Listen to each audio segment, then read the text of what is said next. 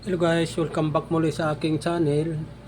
Guys, isishare ko po sa inyo doon sa mga magbabakasyon po ng Pilipinas kung paano natin ma-access o magagamit ang ating STCP account sa Pilipinas. May mga kailangan po lang po kayo gawin. Baka kasi yung iba hindi nakakapag-access pa doon sa Pilipinas gamit ang kanilang STCP account. Siyempre naman, pag tayo po yung nagbabakasyon ng Pilipinas, hindi natin bitbit yung vacation money natin o pera natin sa ating pagbakasyon, di ba? Yung tinatawag nila natin na vacation money o other money o salary pag vacation o ano man yan po.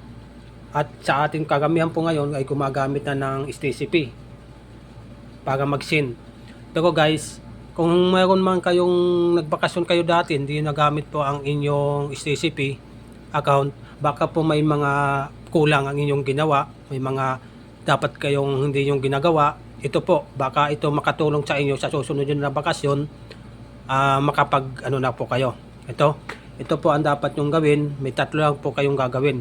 Kung ano po ang ginagawa nyo dito po sa dito sa Saudi Arabia na proseso o processing para kayo mag-send money mo magpadala sa Pilipinas sa inyong mga beneficiary, yun din ang proseso ang gagawin nyo doon sa Pilipinas kapag nandoon na po kayo. Same process lang po yan, wala lang pagkakaiba. Kung anong mayroon po kayo dito sa resources sa Saudi Arabia, ganun din dapat mayroon din kayo resources doon sa Pilipinas. Ganun din ang process niya, wala nang iba. Okay? Ito pa ang dapat mo nang gawin.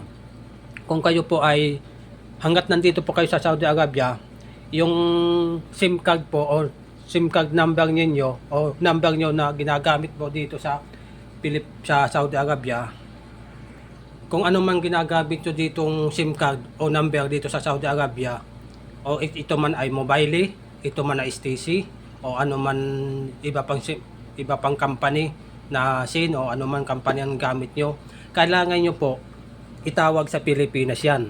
Yung SIM card, kung saan po nakasalpak yung cellphone, itawag nyo po yung cellphone na yon para po sa ma-open line. Kasi po, pag hindi nyo i-open line yan dito, hanggat nandito po kayo sa ibang bansa, hindi po makaka-receive ng mga call yan. Kailangan nyo po, i-call yan. Kung halimbawa, ilan cellphone ninyo, o dalawa, o tatlo, o ilan man, lahat po yan itawag nyo sa Pilipinas gamit ang inyong mobile number na ginagamit doon sa pagbukas nyo ng STCP account. Yung naka-login doon sa STCP account nyo. Kailangan nyo itawag yan. Kung halimbawa naman po, nakahiwalay yung cellphone number nyo at nakahiwalay naman yung STCP account ninyo, kailangan nyo po itawag lahat yan. Ilipat nyo lang, isang SIM card lang naman, pwede naman ilipat sa ibang cellphone, itawag sa Pilipinas, lahat po itawag nyo yan. Kahit saan man gamitin mo kasi ang STCP account pwede isilipat sa ibang cellphone yan, di ba? Pwede po yan. Kung hindi pa po nakakalam yan, susunod po, gagawin natin yan. Okay? Ang gagawin nyo lang po, i-open line ang inyong SIM card, itawag nyo pa sa Pilipinas lahat yan ang inyong cellphone, gamit ang inyong cellphone, ang mobile number, yung pa dapat nyong gawin. Pag okay na po, i-login na i-open line nyo po, yung pangalawa po, kailangan po yan, bago kayo umalis ng Saudi Arabia, magbakasyon, loadan nyo po yan. Nasa inyo kung magkano ang gusto nyo. May load naman na 20, 50, 100. Nasa inyo po. Kung alam nyo magkano ang gusto yung i-load.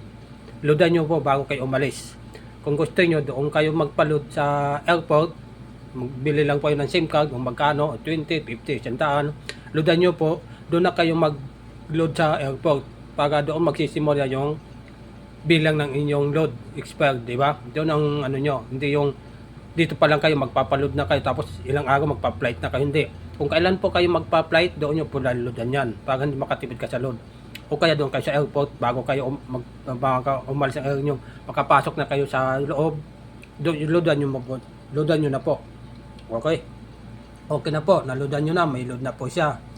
Kailangan po mayroon po kayong wifi connection. Okay, parehas lang pang process dito. Kailangan may wifi connection po kayo. Hindi po SIM card. Ayun ko kung gumagana po kasi ang pag SIM card po ang gamit nyo lang, katulad po sa nagpapalit ko ng 150, yung natawag mga ganon, i-ano yun sa cellphone, SIM card, hindi po ata nakaka-receive yun ng mga notification. Kailangan po wifi connection talaga.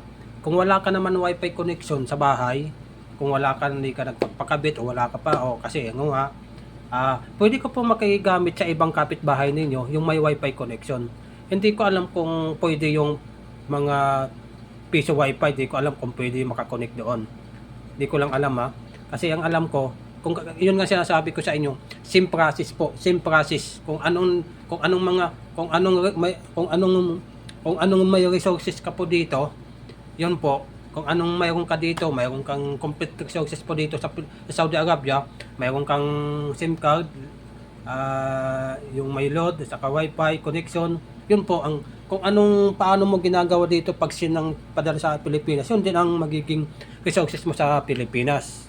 Kasi wala pong magkakaiba dyan. Kasi ang gagawin mo po din pag sa Pilipinas ay mag-a-add money ka ulit. Kukunin po yon doon sa inyong account, sa inyong bangko, i-add money, kahit nasa Pilipinas ka nun po mag-a-add money ka po dito.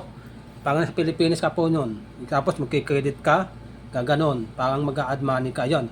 Dyan mo po ilalagay. Yung ano po, yung inyong account. Ganun po. Wala pong pagkakaiba. Pero kung wala po kayong mga to, hindi nyo nagawa itong tatlong sinabi ko na i-open line nyo yung SIM card, itawag nyo, tapos walang load, tawa yung connection, hindi po kayo makaka-receive ng mga notification. Hindi nyo ma-access ang inyong STCP account sa Pilipinas. Yun po ang ano nun. Hindi nyo ma-receive talaga. Kahit anong gawin nyo, hindi nyo ma-access ang inyong STCP account. Kaya kung halimbawa itong video ito nakatulong sa inyo, paki-subscribe na lang po, paki-like, paki-share na rin para po tayo makatulong sa ating kapwa OFW. Okay po, thank you for watching.